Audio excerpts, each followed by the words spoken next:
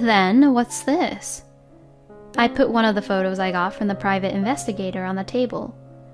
This is Myra, and she suddenly got sick and there was nothing I could do about it. So we went into a hotel. We didn't do anything here. Then what's this? I took out the second photo as I said this. For this one, I got sick and... Then what about this one?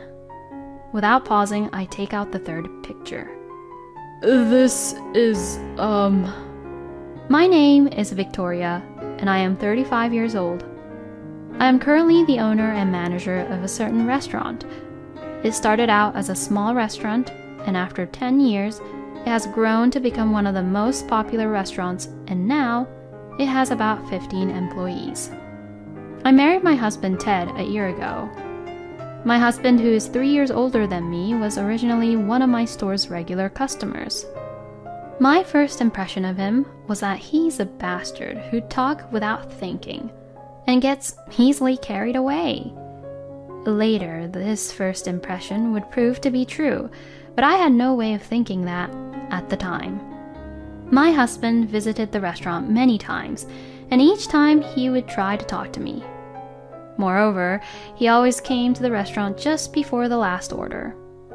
This is also the time of the day when I would naturally have more time for conversation if he spoke to me. You're always working alone until the end. Thanks for your hard work. I fell in love with these words. It even made me forget about my initial impression of him. To begin with, I had stayed away from love since I was traumatized by my ex-boyfriend's affair. I was afraid of getting hurt again. When my husband asked me to go out with him, and I told him about my past trauma, he was very upset. I can't believe he would do that to you, Victoria. There is nothing wrong with you. You don't have to drag out that past. I would never let you feel that way, Victoria. I was so moved by his words that I started dating him. However, despite my worries I had of him, my relationship with my husband was going well. I was running a restaurant, so I didn't have much time for dates, but on the days when I couldn't see him, he would come to my restaurant to eat as a customer. I thought my husband was such a kind man and became more and more infatuated with him. When my husband asked me to marry him a year ago, I was delighted and accepted his proposal. I was happy every day. But that happiness slowly began to crumble after 6 months as a newlywed. 6 months into our new marriage, my husband quit his job and returned home. He resigned suddenly one day without even telling me about it beforehand. He started to say it all on his own while I had no option to even argue about it. I quit my job to help out at the restaurant. What? No, my current employees are enough. That's not true, is it? If I come in as an accountant, Victoria, you can focus in the kitchen, right? No, I've asked my accountant to take care of the store, so that's not a problem. Then why don't you fire your accountant and I'll do the accounting?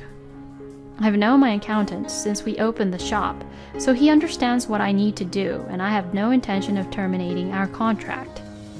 What? Even though I'm here? I was pretty irritated at this point. I loved my husband, but I had no intention of having him involved in the store. My husband had his own work, and I never thought he would get involved with my store business-wise. He was a salesman, not an accountant. There was no way my husband, who had no expertise in such a field, would be able to handle the accounting field. Anyway, my store will be fine, so why don't you find a new job? Oh, well, I'll work in the kitchen first then. Huh? What do you mean the kitchen first then? I've been telling you from the beginning, right? I don't need your help. That tone makes it sound like you're looking down on my shop. I'm sorry. I was saying things without thinking, you know. I'm really sorry. I just thought it would be wonderful if Victoria and I could become a couple and run a restaurant together. I'm really sorry. No, that's not possible. In the end, I forcefully ended the discussion that day. However, 2 weeks after this, he was working in the kitchen. Because the girl who was in charge of the kitchen broke her leg and couldn't work. She is also a sommelier and was a really important employee for my restaurant. The doctor's diagnosis that she got was she needed 3 months of recovery. When my husband found out, he took the opportunity to tell me that he would fill in for her. Well, I guess it's better than being unemployed at least. I discussed this with my employees, but they all knew my husband from long ago. They willingly agreed to do so. I agreed to let my husband work in my store on the condition that when the sommelier employee returned to work, he would properly look for a new job of his own. And my husband worked surprisingly well. Perhaps it was because he was a salesman, but he was well received by customers. The regular customers would say, "So you and your husband are finally going to run the business together, huh?" And hearing that, I was thinking to myself that maybe this isn't so bad after all. However, my optimism was quickly shattered. That day was my first day off in 5 days. However, it was the day my accountant was coming over to our place, so I headed to the store to gather the necessary documents. As I entered the store through the back door, an employee hastily looked at me. "Good work." "What? What's wrong?" Owner, Ted is... Ted is what? Please, come here for a minute. I headed for the hall as the employee told me to. Then, I was shocked. Despite the fact that the restaurant was on a lunch break, a woman whom I've never seen before was enjoying her food in our kitchen. And next to her is my husband, who looks like he's getting carried away. So, I walked up to them. "Good work." My husband turned around surprisingly. Victoria? Why? You're off today, right? "Yes, but my accountant is coming over." "Who's this?" "Hi, I'm Myra." Myra is a colleague of mine from the company I used to work at. She just happened to come by the store today, and I was on my lunch break, but she came all the way here to see me, so, you know, I couldn't just leave her there, could I? "Do you always do this?" No way, just this once. Right? Myra, right? I guess so." "I see. Thank you for always taking care of my husband." "Yes, I do." "Well then, please take your time." Saying that, I went back into the other room. This isn't his first time, owner. Whenever you're on your off... "Yes, that's what I thought. Does that girl always come?" This is the 3rd time she came here. "Thanks for telling me." Judging from Ted being surprised like that, I'm sure Myra wasn't just his colleague. I finished my work with the accountant and started looking for an investigating agency. However, I couldn't find the right one. I searched in between jobs, but none of them seemed to really hit me well. In the meantime, he was probably being with Myra, getting carried away. As I thought that, I got more and more irritated. In the midst of all this, I went on a business trip with the chef in search of a new contract farmer. It was a 1-day trip, but we returned home around 9 p.m. I was probably too tired to say I'm home, so I went inside the house without saying a word. Then I heard some sound. It sounded like my husband was talking to someone on the phone. I know. Just wait a little longer. I need to be trusted in the kitchen now. Yeah, maybe in a month it'll be fine. It's okay. I'll make it work.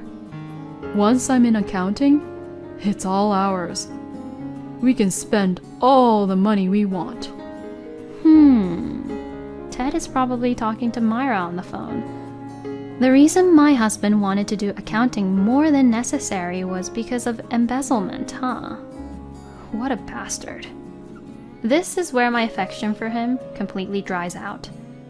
The only option I have now is to divorce him. Then I made an appointment with the investigation agency, and to my surprise, the president of that agency was a regular customer at my store. So I shamelessly exposed everything to him. Then, with a mysterious look on his face, he agreed to accept my request.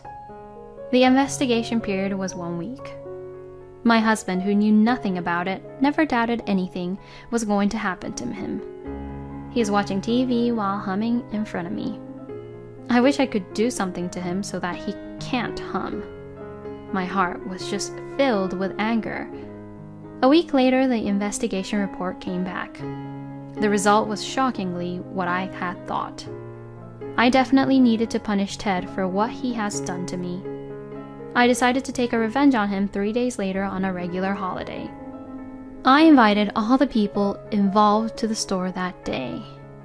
I told my husband that we were going to discuss a new menu at the store. My stupid, simple-minded husband must think he is one of the core members of this store. I could also see that he is in a good mood.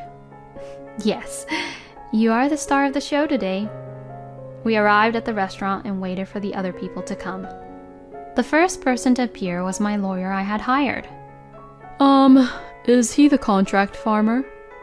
How stupid can he be? Can't he see how formally dressed my lawyer is with his briefcase? This is my lawyer. Huh? As my husband looked confused, another person came in. What? Mom? What is it? Calling me out of the blue like this? Well, let's talk about Victoria's request right away. Victoria demands a divorce from her husband. Huh? Huh? Ted and his mother, Wendy, overlaps each other. What do you mean? You're having an affair, aren't you? No, I'm not. Of course not. Then what's this? I put one of the photos I got from the private investigator on the table. This is Myra, and she suddenly got sick and there was nothing I could do about it. So we went into a hotel. We didn't do anything here. Then, what's this? I took out the second photo as I said this. For this one, I got sick and... Then what about this one? Without pausing, I take out the third picture. This is, Oh, that's enough. You don't like this woman, do you? Then why don't you just get a divorce? You don't need a woman like that, who eats all the money away. What? What do you mean about me eating all the money away? Victoria, you approached my son Ted for his money, didn't you? I knew that. This store, that house, the car, everything. Ted is working so hard to make up for the deficit, yet you want to divorce him and take his share of the property, right? You're a despicable woman. Excuse me? What the hell is she saying? Since you're like that, that's why he cheats on you. It can't be helped. I'm for the divorce, but I can't give you anything. From now on, I'll take care of the store, the house, the car, and everything that belonged to you. You will be on your own. I look at my husband. My husband looks away in an obvious way. I see. Oh, well, I guess you're not needed as his wife now. Myra came in through the door. I heard everything from outside. But if it all belongs to Ted, then there's no problem, right? Even if Victoria finds out about our affair. Myra, let's see. Let me just organize everything right now. First of all, Wendy, this store, that house, and the car, those three are all my properties. Huh? This store is the one I have been working on for the past 10 years. I am the owner. In other words, I manage this shop. I have owned the house and the cars since before I got married to Ted. Therefore, nothing goes to you. Wait, what do you mean? Don't you understand? It means that your own son lied to you. Right, Ted? I guess I misunderstood a little. Huh? You said you were going to get the money soon. Hey, Myra, just get the hint, will you? No, I know. You wanted to get into accounting because you wanted to embezzle the store's money, right? You've got to be kidding me, seriously. And just in time, the next two visitors arrived. Jane! Why? What in the world is this? And you too, Chloe? Why? Welcome. I'm Ted's wife. Wife? Wife? The two of them widen their eyes and won't move. Ted, you should just give up now. You can't fool them no matter how you try. I have all the data. Then my husband bursted out crying. I'm sorry. Seeing my husband like that, my mother-in-law got up and walked out. My mother-in-law was kind to me before we got married, but after we got married, she suddenly became cold. She must have believed Ted's lies as they were. Well, now is not the time to be worrying about Wendy who left. I have to crush my husband. He's crying even though he did everything to himself. What a pathetic scumbag. Jane and Chloe immediately apologized to me. Neither of them knew that Ted was completely married. I had also already investigated that. I apologized to them that my husband was sorry and promised to cooperate with them in sanctioning him at a later date, and had the two go home. And now it was Myra who trembled with anger. Ted, what do you mean by all of this? You said you wanted to divorce your wife. You said you would marry me if you divorced your wife. And who were those women just now? Ted then slowly looked up. There's no way I'd do that for you. Myra, you and the girls from earlier on were there so that I could just have fun and play around. I don't want to marry a stupid girl anyways. I want a really smart girl for my wife. Excuse me? What are you talking about? You were complaining about your wife a lot. Did you know that, Victoria? We've been dating since before you married Ted. That's why I said you're really stupid. You're just a tool for me, nothing more. You're terrible. Bang. My full swing hit my husband clean on his left cheek. What are you talking about, disrespecting a woman like that? A tool? You've got to be kidding me. Then what are you? What is the point of you being there, huh? You're no more than a tool. Then I came back to my senses. I punched him in front of my lawyer. Quickly, I looked at my lawyer's face, and at that moment, my lawyer turned his face away. Thank you so much for pretending to not see it, even though you saw it. Everyone, please calm down. We will inform you of the details of the divorce procedure and alimony in a sealed envelope at a later date. Hearing this, Ted looked relieved at my lawyer's words. I guess he thought that if he could somehow get through this, he could somehow fool me with being flirty with me. So now he's getting carried away, thinking he could go home with me. No, you can't go home with me, okay? Please go back to Myra's place or wherever you like. The only one I love is you, Victoria. That's why I'm going home with you. Oh well, do as you please. Hearing this, my husband followed me back home quickly. On the way home, we passed by a neighborhood store and my husband said, That's right, I'm going to buy your favorite sweets. And went inside the store. Surely, under normal circumstances, I would be really pleased. However, I am in no state of mind to be fooled by that right now. I went straight home and locked the door. And when my husband came home 5 minutes later, he couldn't enter the house. And that's because I changed the locks on the door. He seemed to ring the doorbell several times, but I completely ignored all of them. My husband persisted for an hour, but then he disappeared somewhere. About 6 months later, the divorce was finalized. My ex-husband has stubbornly continued to refuse the divorce, but he sank to his knees when my lawyer said, If you divorce in court, a judicial divorce will be entered in your family name, and signed the papers without hesitation. My ex-husband was kicked out of the house without a job and had to rely on his parents for support.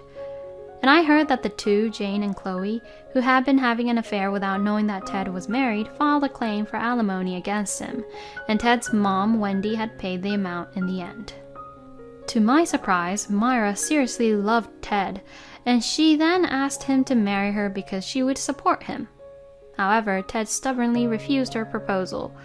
I heard that Myra was so persistent that he violently attacked her and was caught red-handed. Maybe Myra was just an honest, pure girl.